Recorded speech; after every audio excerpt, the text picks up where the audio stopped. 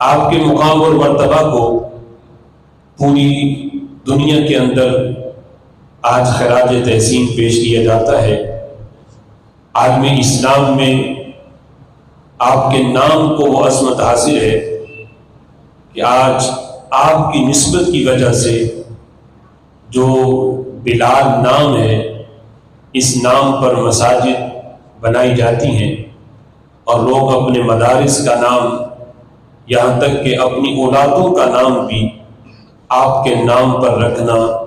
یہ باعث برکت اور باعث عظمت سمجھتے ہیں۔ آج ممبروں پر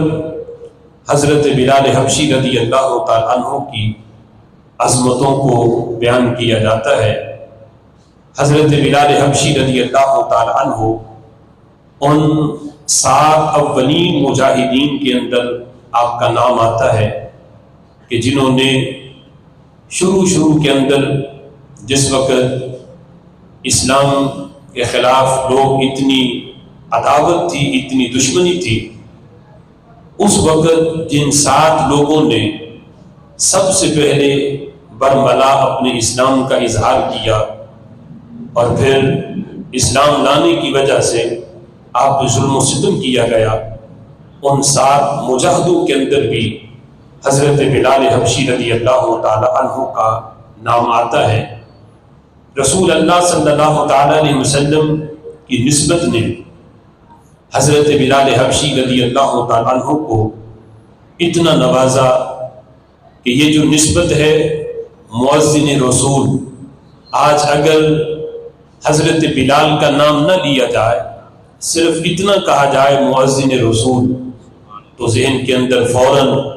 حضرت بلال حبشی رضی اللہ تعالیٰ عنہ کا خیال آتا ہے۔ یہ جو نسبت ہے یہ کائنات کے اندر فقط حضرت بلال حبشی کو حاصل ہے۔ آج اگر کوئی اذان پڑھے تو وہ مؤذن مسجد تو ہے لیکن مؤذن رسول نہیں۔ یہ عظمت اور یہ مقام اور مرتبہ فقط حضرت بلال حبشی رضی اللہ تعالیٰ عنہ کے حصے میں آیا کہ آج پورے عالم اسلام کے اندر اس ہستی کو